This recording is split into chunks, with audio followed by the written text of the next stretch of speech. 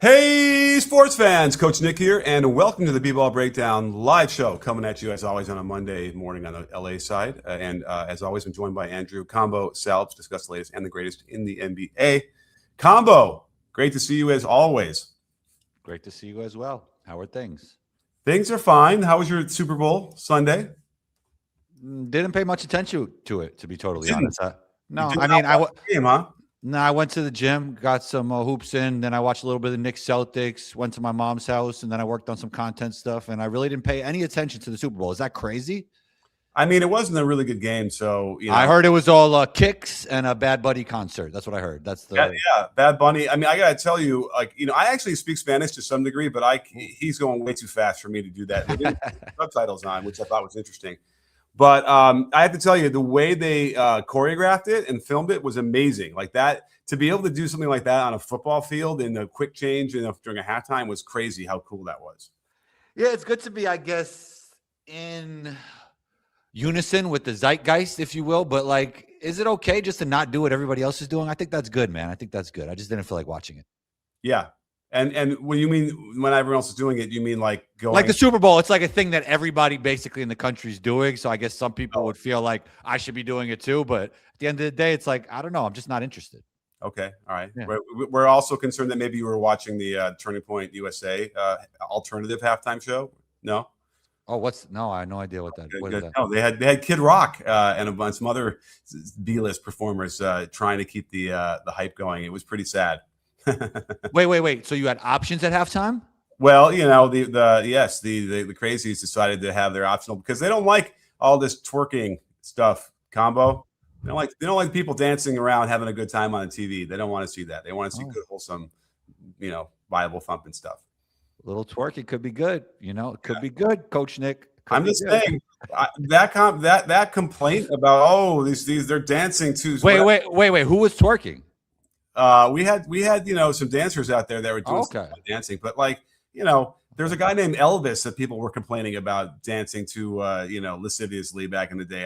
This is not a new complaint. Oh, Elvis. Yeah, Elvis. That's a great movie about Elvis that came out not too long ago, actually. Really? Maybe. I don't know. I wasn't a huge fan. I thought it was kind of creepy. I thought Tom Hanks was pretty creepy in the movie, and it was like, my mom loved Elvis, by the way, the real Elvis. Yeah. Hey, there's lots of love, but we should probably let's get into let's move from Elvis because Elvis didn't play basketball as far as I know.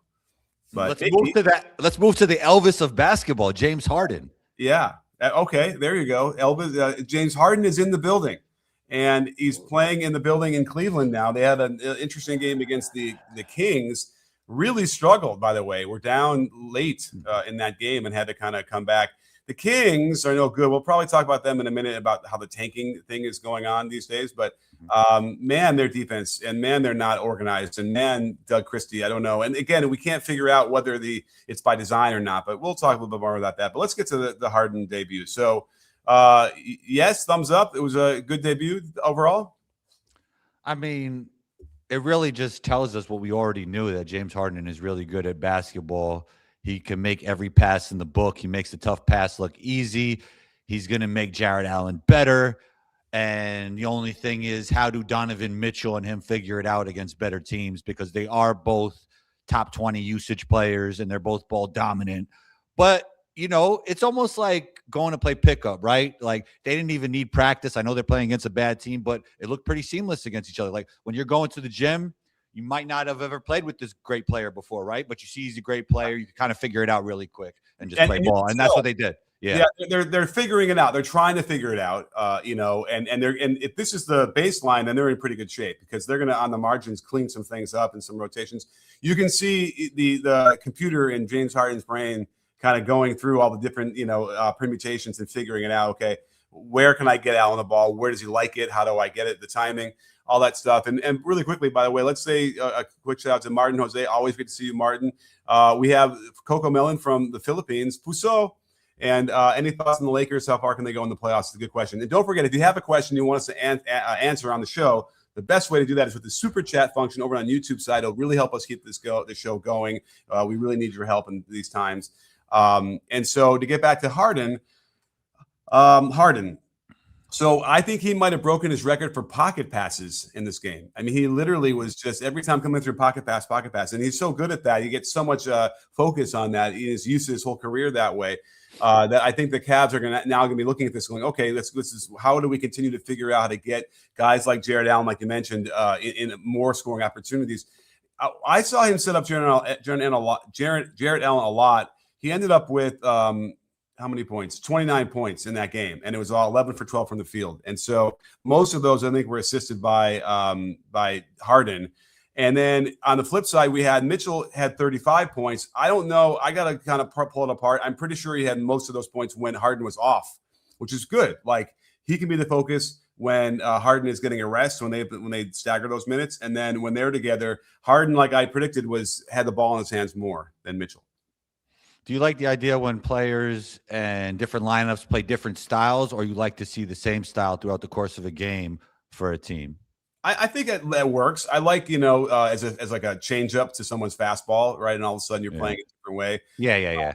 Especially that works a lot defensively too, throwing a different look. That first play usually messes up the offense for the other team. So that's interesting. Yeah, for sure. That all comes into it as well when you have Mitchell and you have Harden out there defensively. Like, how are you going to solve that? They didn't have Evan Mobley out there.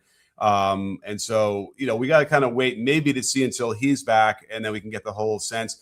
Keon Ellis, as I predicted, like, they're going to love him. He comes in scorching from three, giving them some more spacing, can play defense well. Yeah. So I think that Kenny's going to love him in these lineups. And is Darius Garland that much better than Schroeder? Is Darius Garland that much better than Schroeder? Like, it could come down to like how good of a teammate you are. But I mean, that's a nice. I mean, it's still the honeymoon phase. Maybe they can maximize that, with the locker room stuff. I mean, Schroeder's a good player, man. He's good. He is good. I mean, he wasn't very efficient in this game in the 17 minutes. He seemed like he was trying to force some stuff to kind of make his mark. Versus like Keon Ellis, who's just kind of playing in the flow, and that's his role anyway. And again, getting these shots from down the arc, he's going to take like mostly threes, I'm sure, like in that Merrill mold. So you don't think? I mean, defensively, you don't think of James Harden, right? But it's better than Garland in the sense that he's like a little sturdier, a little bigger, maybe a little more resistance, and then also you had Keon Ellis. So I mean, you probably got better defensively, right? Yeah, absolutely. Yeah. They just have to get. You need to have Mobley back there with Allen to anchor that in case they're getting beat. I don't know. I don't know if I love the two big lineup when you have Harden. I don't know, and Donovan for spacing reasons, Right. But I mean, at the end of the day, you got the talent defies the fit, and you need to put your best players on the court. But I kind of like the one big lob threat with Harden, That's going to be a really interesting conundrum for them for sure. Because if you want to go Harden, Mitchell, Mobley, and Allen, and then who are you going to have as the small forward? Karis LeVert, right? Or is he still there? Oh no, he's or Merrill. Is LeVert still there? No, he's at the Pistons. Wait, right. Where's LeVert now? I think that sounds right. The Pistons? No, where did I just see him? I was just watching him play. I was just watching him. I think it's Detroit. So Detroit, and Detroit, by the way, just overwhelming defense. They can just smother it. And they added Herder. Good pickup. Yeah. There's some interesting stuff we can go through in terms of that as well. Even on the margin, the East got better. They added Herder. Jose Alvarado is a really interesting piece for the Knicks. He plays your behind defense, but in the backcourt. Yeah. I mean, it's just remarkable. I did an interview with him last year. I'll have to go find it. Might recycle it to use it for another video. But it's remarkable that he continues to hide in the corner after his team scores and comes up from behind and gets those steals. It really is. Well, it's crazy because Jaylen Brown actually saw him. Yeah. And still got ripped. Yeah, right. That was crazy. Right. Well, Jaylen Brown has that reputation, right? The dribble, no matter what he does, no matter how good he'll look, he can't quite shake this shaky dribble rep that he's got, right? He brought it a little too close to the body when Alvarado was behind him, and then he just tipped it. He brought it closer to him. Right. But that's kind of what you think you want to do. You don't want the ball out away from your body, right? Well, it's closer to your stomach, which is closer to behind you. So in most situations, when you're playing with somebody in front of you, that's the truth. Yeah. But he kind of brought it almost too close for Alvarado. He saw him. I guess Jaylen Brown saw him and figured, okay, he saw that I saw him, so he's going to let up now, Right. But he did it, No. No, Yeah, yeah. and by the way, that guy Alvarado's got a chip on his shoulder. I mean, I was doing a friendly interview with him, and I felt like he was mad at me, like he was ready to Hey, guard. look, when you're like, how tall is he? Shorter than me, you know, How tall are you? 6 feet. He's shorter than 6 foot. He's not like a super knockdown shooter. He could hit a three. But he can really hold up defensively too. Yeah, Like more than Tyler Kolek and Jalen Brunson. Like he could keep him in front. You can't back him down as much. yeah, So he's a bulldog in there. You stick him on the ball handlers, and he'll go out there and create havoc. And you give him the 15 minutes a game on a good team, and changes the he's like that guy you're talking about when you change the defense, you go from zone to man, whatever. Throw him out there for a few minutes, and that changes everything too for a little while. Because what you saw with Jaylen Brown was, like, as soon as he got focused on that, what he should have kept doing was just going up the court, like go fast, get up the court, yeah. basketball or something. And instead he stops, right? And now he's doing, like, trying to put him in jail, whatever he's doing now, and then it's over. He's too quick, too low to the ground. But then you're almost, if you go fast, then you're almost speeding up the offense, which is kind of advantage Knicks too in the same sense. Yeah. You just don't want to get stuck near that in the midcourt line where then you get stuck. You can't go backcourt again, and it's like there's no more room. Alvarado's got so much, experience doing this. He knows how to make that work. But I'm just shocked because he'll still even do the thing where he's hiding and then come up from behind and knock it away. And, teams seem like they're ready for it. They know it, and they still get stung by it. It's truly remarkable. Yeah, he's going to be a difference maker. Also, he feels like he's a leader. Like he's constantly talking, constantly letting people know where to go. It felt like a seamless fit, and it looks like Tyler Kolek will probably get less minutes now because that's definitely an upgrade for the backup. By the way, there was this big argument on my Twitter feed about Kolek and how good he was, but everyone's like, well, he doesn't really play that much, and you're making it out to be way more than he was. And I think that's true. I think a lot of his numbers probably are reflected in, when he's not playing a ton of close game minutes either. But he's okay. Well, he had some big games though, like in the NBA Cup. He had a nice stretch, where he showed flashes. So all right. I could see them having the battle for the minutes at least, and we'll see what's going on. Alvarado will probably play more playoff minutes if I had to guess. That's interesting. Yeah, and we'll see. And I'm sure they're going to tighten up the rotations just like Tibbs did in the regular season. They'll just do that in the playoffs. And so, those guys will have and by the way, you can get 12, 14 minutes in a playoff game and still have a big impact and, change a game or two here on the margins here or there. So we'll see how that plays out, but keep your eye on that. Did we wrap up the Harden thing? I mean, what I did in the video on Harden, and please go back and watch it if you didn't, because it still has a lot of, it's appropriate even now after he got there. Because you can see that they're doing exactly what I showed in one of those the Zoom action where they're having like Mitchell screen for Harden, who's then getting a handoff coming off, which is really exciting to see them interacting together on a couple different plays. They even had a great out of bounds play where Mitchell is in front of the rim and they kind of clear out. Yeah, and he's just kind of looking away and pretending like, oh, I'm not part of this. And then Harden just loses it to him and he puts it right over the smaller defender. Like that's kind of the chemistry that you're looking for right away that that they're developing, because that's kind of the uncommunicated communication you have to have. I did that yesterday. Nobody cares, but I did that yesterday in pickup. But the guy was at the top and the small guy was guarding me, but he kind of thought I was coming off a screen, but it was just like right here at the basket, right over the defense, easy layup with the right hand. Yeah. So, but again, the key with that out of bounds play was neither of them were looking at each other. They were all kind of pretending they were focused on something else, and then poof, you get it, and then the defender. Yeah, that happens, man. Yeah. Because if Harden has said something, then the defense would have been ready, right? But he can't say anything, can't even look over there really. He's got to hope that they get it. These guys are some of the best basketball players in the world, and they showed that you throw two of the best basketball players out in the world, there's a world that they'll figure it out, and that's what they did. And what you have to watch for is and I did see it once where Mitchell like ISO'd, got cut off, lost his dribble, it was over, and then when you throw it out from there. A lot of times, I think the Cavs were having trouble, especially when Garland wasn't around. He kick it out to somebody who's not a playmaker, and then everything dies. You got to reset, and the clock's going down. Now he might kick it out, and it might be Harden who gets that ball, and then he can create something off of that, which is really important. So that's what you got to watch for. Two guys that could create something out of nothing for sure at an elite level. And man, James Harden's like, it's a good shift to Cam Thomas. He's like the anti-Cam Thomas when it comes to passing, Mm-hmm. Like Cam Thomas can't see any pass and James Harden sees every pass.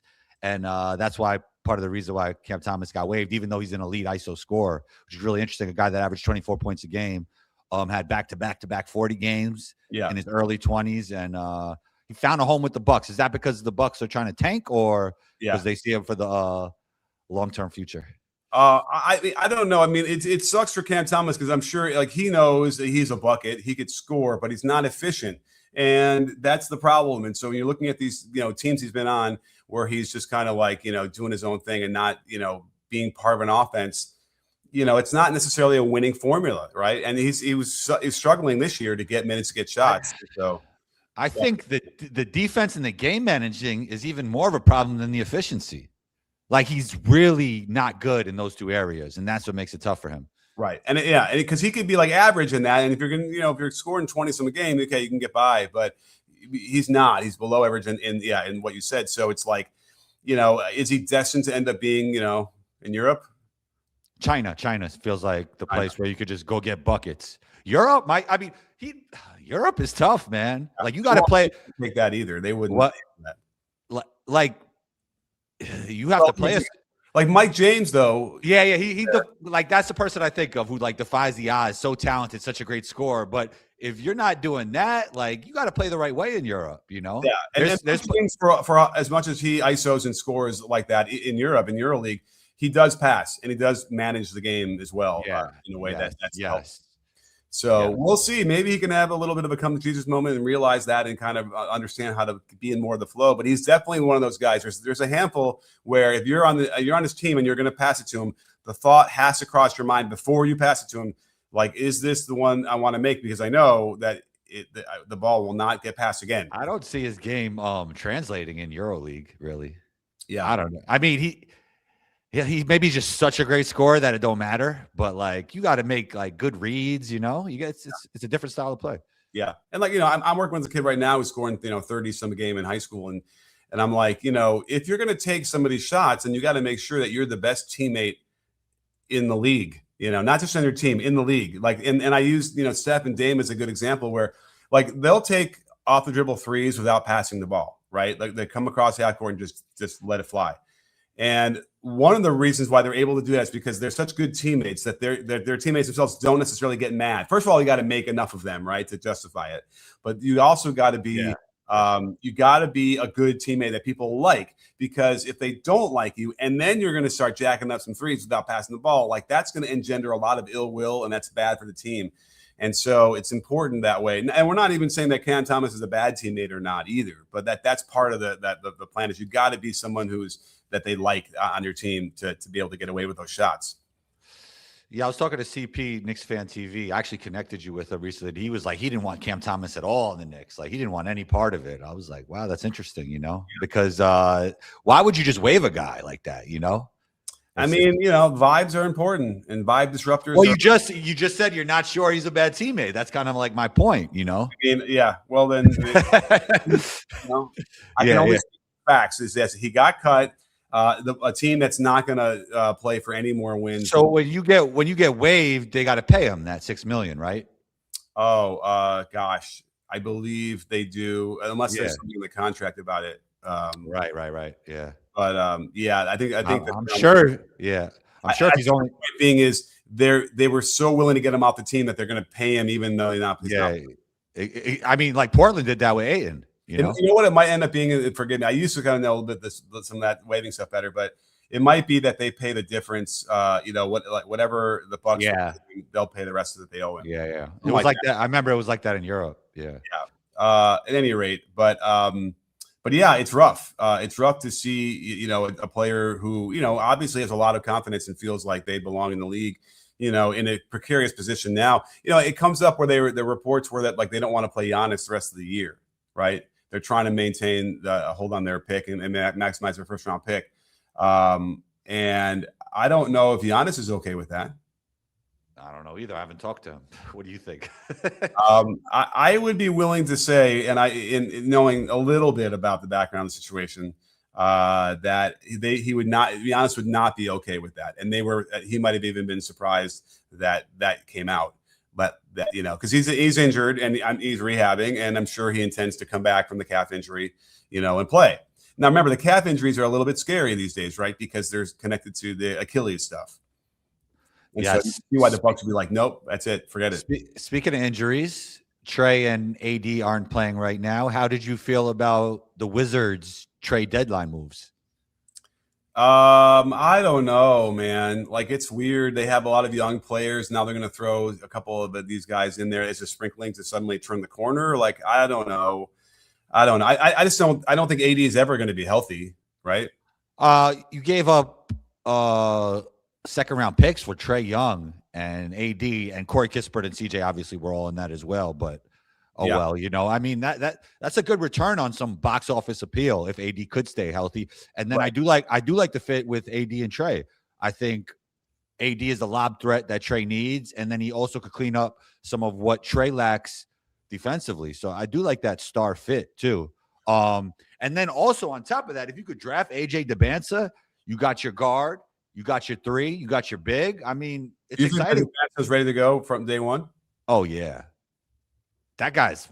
I mean, look, he's gonna have to figure some things out in the league, but athletically, Yeah.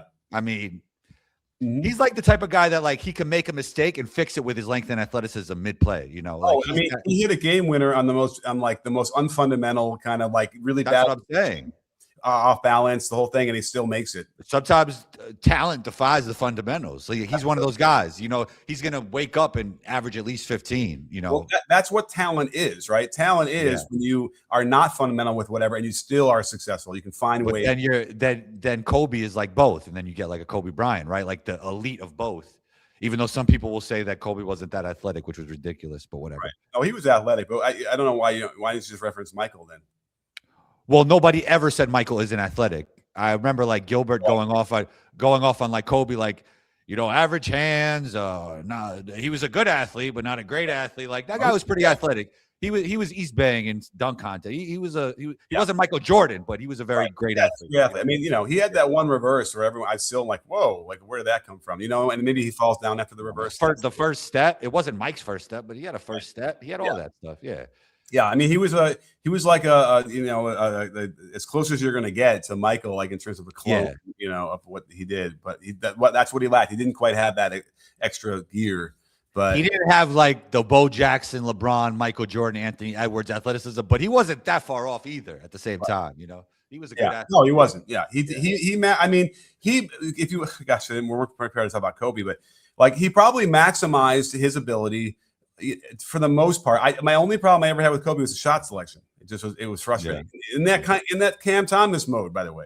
No, please do not put Kobe Bryant and Cam Thomas in the same. But there's a mindset there, right? And he would do that too. And it was like, he just wouldn't want to pass, and he's going to take the worst shot. Now, I always crown him as the best bad shot maker in the NBA, probably of all time. I think a lot of people crown him as that. Yeah. Yeah. He took bad shots. You know, Iverson took bad shots, and Kobe was better at making them than Iverson was. Interesting. I also think you do need a player to be able to make those tough shots, right? Especially in playoff games, championship games, right? Like when the defense is good, the defense is set. You know, that could kind of break a team's will too. You know. Yeah, they can for sure. You know, yeah, we'll see that. So, let's talk a little bit about. You know, I actually did a deep dive on on Sengun. Did you happen to notice that Ime, lit him up a little bit in the post game on the 4th? Yeah, man. Do you want to go first? I have my thoughts about Sengun, but you could go ahead. Well, let's just set it up real quick. I mean, like some reporter asked him after they played the Celtics. You know, it looked like they were targeting Sengun, and what are you going to do about that or something? And he goes, "Well, that's been the way since I got here." And, it wasn't completely lighting him up, but, I'm a little bit wary about when the coaches publicly will, criticize and say bad stuff about their players because, obviously the players will see that and they have to maintain this relationship, and it'd be worth probably talking about them, in a different way, in a more positive light and publicly, and then you can talk about them to their face directly. But yeah, okay. So the crux of the matter being that Sengun is not a good defender. We subsequently saw after that game a couple of clips that people want to point to. But what's your take on his defense on Sengun? Well, it was never good, but he's just a very, very good basketball player. And it was like that when he was coming out of Turkey, being the MVP of the Turkish league at 19 years old. But the skepticism was, can he fit in the modern NBA? Because he wasn't really a great shooter and he couldn't really defend that well, especially against guards. So those were always two talking points around him. I mean, you knew drafting him that he wasn't going to be Hakeem Olajuwon on defense. So that's what you get with Sengun, but you also get a very good basketball player. Like Jokic is the best player in the league without being an elite defender, and Sengun's going to be one of the top big men without being a very good defender. How you build around that is interesting. So, yeah, that's my thoughts. I mean, he's never going to be elite defensively, but he's always going to be elite as a player. For sure. Now, and here's my take. So I went through that game. I'm like, okay, what are we talking about here? It's obviously a reaction to the specific game against the Celtics. So I watched every minute that he played on the defensive end. And I got to tell you, he was not targeted. Because here's what I take. When I hear targeted, I'm like, okay, they set a pick and roll with his man. They force a switch, and now he's on an island, and he's guarding a point guard out on the perimeter. That's what you do when you target somebody, right? Isn't that fair to say? Fair. Okay. Never happened. Did not happen. It maybe happened once the whole game. And I think when it happened once, Derek White pulled up for a midi and he missed. So that's hardly targeting anybody. And I got to tell you, he was really good. He was quarterbacking the defense. He moves well, right? He can move from like the low post and close out well. Mm-hmm. He was closing out well. He was covering flare cuts and then coming and having multiple, efforts on defense. I was shocked or confused by anything that they would have said badly about his defense. And here's the other thing. That's the thing. Like you mentioned, his numbers. Okay, he averages like this year, for instance, it's probably about what his careers are. He's averaging about 21 points a game and over 6 assists. Now, I think I got to go through it, but it's safe to say that of those 6 assists, there's at least 1 or 2 are threes, right? I have to believe that he's kicking them out for threes, right? A couple of those. So the total number of points he's contributing on the offensive end is 20 plus 12, 30, call it 14, call it almost 34 points, okay? He's giving up, I would say, certainly based on what we saw. He had one bad play where he tried to reach in on Garza, and it was really bad. And then Garza drives, kicks to the corner. Nobody covered for him, by the way. It would have been nice if Amen had covered for him because he was closer. And he has to force to run to the weak side corner, get a hand up, and the guy hit a 3. But I'm telling you right now, in terms of direct relationship to what Sengun caused, he might have been on the hook for 8 points, maybe tops 8. Okay, he's contributing 30 plus on the other side. I don't see how you could ever, point to him as being a real problem defensively then. Yeah, I mean, I don't think he's the greatest defender as a big in the league or anything, but I see what you're saying. I feel you. Yeah, but what I'm seeing is I'll see drop coverage. This is where you get the real problem. Well, right? There were a few games recently, and I was watching. I can't put my finger on which game. They were targeting him, though. They were hunting him. Well, here's what's interesting is, that game, if it's a post-game press conference, you're supposed to ask questions about that game. And, as far as I'm concerned, the reporter that asked that question was silly. Like, doesn't know what they're watching because it didn't happen, and then it led to that email quote. So that's another one of those weird things where it's like, well, now I guess the only saving grace for that reporter would have been if I go back and watch the 3 games before that and I'm seeing the targeting, and he's now asking in terms of like the last few games. But it didn't happen in this Celtics game at all. So media members get paid by platforms to create attention for their platform so they could sell commercials and advertisements. Is that correct? I mean, that's certainly the underlying. I mean, they're supposed to cover the game and ask questions that are okay. So we're talking about this. So obviously it was shared, and obviously it was good for the outlet. So that reporter's doing his job, right? Yes. So yeah, right. They got the soundbite they wanted, right? That's all that matters. Or maybe I don't even know if he was expecting that, but it obviously went viral. Yeah. And it's like, okay, you're watching the game and you don't have a trained eye, and so you see like him, Sengun, throw up his arms a few times after the bucket goes in. And somehow in your mind, it means, well, that must be because he did it. Or someone looked at him and threw up their arms. And you actually watched play and he was on the weak side. It didn't matter. He wasn't part of the scoring play. Do you think it's needed for a media member who kind of, they probably went to college, they probably studied journalism to like be a basketball expert? Well, that's what's interesting. It used to not be a thing. And when you watched the coverage and read the coverage, it wasn't even watching. You read the coverage of NBA when I was growing up. It was so not detailed, right? It was so like on the edges and like basic understanding barely of like how basketball worked. They didn't know. The coaches didn't talk to them too much about it. You know what I mean? It was sort of that was for years and years and decades, and that's how it was covered. Now, though, thanks to people well, I guess like me, right? A lot of the fans are much more sophisticated and they understand the game a lot more. So I think, yes, the bar should be a lot higher now to get into those situations where you're asking questions. Well, a lot of, I don't know that guy's situation, but a lot of them spend many years in this profession and then they get to a certain point, right? Like they put in the work over years, even though they don't know basketball that well. You know what I mean? So they're in that profession. They keep on moving up. What are you going to tell them? Like, you can't work for me anymore now because you're not. Yeah. No, I think you tell them you better study this. They're kind of in a different profession, right? Like they're not at home breaking down film every day, like a lot of these guys. You know what I mean? And also, and then a lot of them never played, and a lot of them probably never coached, and they just like basketball, and they put they're all into being a journalist. You know? Yeah. And by the way, the never played thing, that's fine with me. You don't need to have to play to understand the game well as anybody. There's lots of coaches who didn't play at a high level. Let's say, I'm sure they played somewhere, but they didn't play at a high level. And they're yeah, when you go viral, people like outside of who know you directly, like kind of sees your stuff. I get so many like he never played ball. He never played ball. Yeah, you know, I get a lot of that. It's funny, man. I love that. Yeah. I hear you. Well, you have to battle the appearance factor, I suppose. Oh, okay. I don't look like a basketball player. I got you. Right. By the way, I think if they saw me in person, they might think. Yeah. Oh no, I was good for a few threes in the beginning of all those pickup games because they didn't think I could play. Because I jump into those games. They were good games, right? And but by the time I hit the second one, I think I would be letting them know that you should guard me out there. So that's fun, and that you can work to your advantage. But the bottom line is that you don't need to be able to play. It helps, I'm sure. It's nice to have that perspective, whatever level. If you can, it is tough. I think it.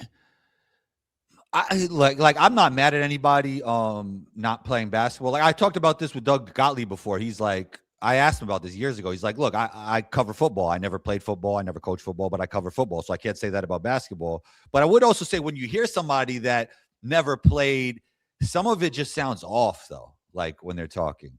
Yeah. I'm not going to name names. And they're actually like very consistent and very hard workers and they're known.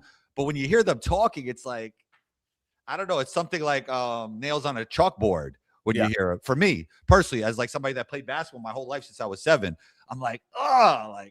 Yeah, that's right. I hear you. There is something to that to some degree. But again, I'm not going to say that a guy can't be a terrific analyst. Well, you could. I mean, with the internet, if you put the work in and you know how to edit and whatever, like. You could get to where you have to go, even if you never played. Obviously. Yeah. I mean, I'd argue coaching is probably even more valuable if you want to write about it and cover games. I think that's the coach. I feel like the coaching is terrible in the United States. Terrible. Well, in terms of development or in terms of X's and O's or what? Everything. It's just bad. It's bad. Wow. It's bad. It's too much of a focus on one-on-one basketball. Yeah. And the development of players is just. It's like everything's revolved around like ISO scoring. Yeah. You know what's funny? I did this on Sunday. I'm working with this kid who's really good. And, you start to fall in that trap where you're like, okay, we're going to work on your step back threes, right? Because you can make those or whatever. But what am I really doing? I'm coaching the kid to be more of an ISO scorer, right?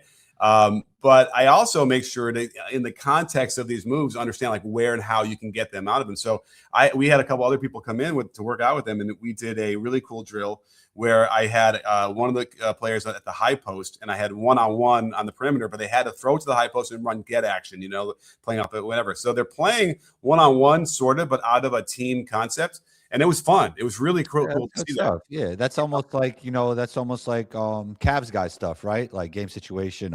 What's it called? Restricted constraint. Constraint let us see on. Yeah, I'm just saying, like even me coming from the States to playing overseas, I was like talented enough to do whatever I had to do, but there were a lot of things I had to learn from a team perspective playing overseas. Like they just understand certain things at a way higher level than we do. Way higher in terms of team basketball. And that's back then. That's a while ago. But just, I mean, you're seeing they're like teaching the kids how to read the game at 10 years old instead of just let's work on our right-hand dribble. Let's work on our left-hand dribble. Let's work on our crossover. Let's work on our jump shot. It's like team first, and then you can get the skills later, or let's learn the skills in a team atmosphere, Oh, yeah. And that's kind of, you know what? I think I need to move to Europe. Maybe I'll have to leave. Well, I tell you, like, if you really want your kid to be the best version, it'd be good for them to go play in Europe for a year. Yeah. You know, we actually saw it with Kobe, right? Like, he grew up over there. I think it could help a lot of kids. Yeah, but Kobe didn't play that team basketball that most Europeans play. You do though, but just growing up in that, you do learn certain things that, like, you have even though if you're like a ball hog or whatever, you learn certain things about the game that you just don't learn here. Right. And so the argument would be he understood that. He understood how to do that. He just made a conscious decision not to do that because he bristled against the triangle offense the whole time, which as a triangle offense coach was, a real frustrating sticking point with me. So so that was part of it. My reaction to him too is like, just let the offense create for you. You'll shoot a lot higher percentage. You'll get better shots. Your teammates will be, more in the flow. And he just rejected that as much as he possibly could, even with Shaq. And that was frustrating because there was a winning formula that no one was going to beat him that way. Kobe was chasing Mike, though. I know. Yeah, that was part of it. There was an individual aspect, and then there was a team aspect, and he had to get the team accolades to become the best individual ever. And it was all there, So that it was. Well, you know how I looked at it? I was like, remember the shrug, right? After Michael hit 6 threes in the finals. What we got from that, at least what I get from that, is that even Michael was like, "Gosh, I can't even believe. Like, I'm just playing in the moment. I'm letting the game." I don't want to age myself. I watched that game for my TV. Like, I was at that game. So, oh yeah. Wait, that wasn't in Portland. That was in Chicago. Yeah. Okay. Yeah, I remember that. I was watching. I know what room I was in my mom's house now. Yeah. Oh no, we were all there, and like I'm telling you, the entire Chicago stadium was like levitated. It's crazy. Really believe it. It was like, what? Another one? So the point being that he's playing in the moment, letting the game come to him easy, the ball comes out and then there's a shrug. Kobe would try and force those moments. He wanted to create those moments on purpose. And it's harder to do that if not impossible. So I don't think that Kobe really had any of those moments. Did he ever have a moment like that where we all look back, oh, the shrug? He has like the game winner against Miami. 81. Yeah, but it's not like a singular moment, like a spectacular move when Michael goes up and then goes down and then left-handed. Oh, yeah. He don't have the Craig Elo shot. He don't have the spectacular move. He don't have the final shot against Byron Russell. Lots of moves, but nothing defined him that way. And part of the reason why I kind of think is because he tried to force it. And Jordan had the moments, man. Got to be in the moment. Jordan had the moments. That's why I was debating this, like, KD or Michael Jordan, greatest Team USA player ever. Like, I said, like, you remember Michael Jordan walking underneath the Barcelona sign more than anything KD ever did on the court. Right. He has it's different when it comes to moments. I also do think part of that's the social media era, right? Like, our attention's so fragmented. So can we have moments that everybody remembers, like the Jordan last shot? Can we have them these days? So. Oh, and this Jordan last shot. I think so, in the sense that we recognize when it's in the flow and you're playing and you're just in the moment and that happens versus, like that was, and because a lot of times you don't get the moment when you're trying to get the moment. 100%. And that's sort of, I think, what we learned from Kobe. The game 7 against the Celtics where they won, it was like, Ron Artest hit a 3 and, he shot horribly in that game, primarily because he was trying to like force everything because I'm the man, I got to have these moments and they weren't going to come.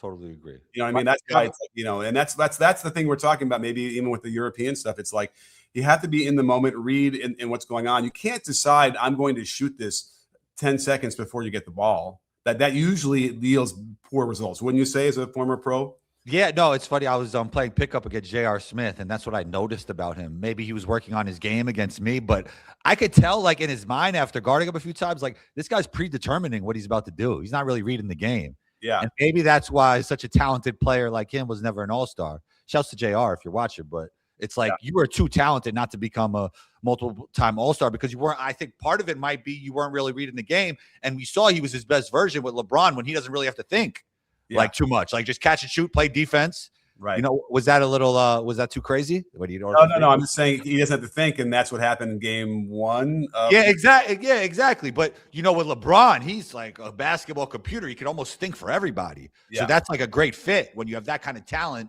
who doesn't really read the game. You put him with LeBron, it kind of like until it comes up where he mismanages the clock and didn't realize they were down.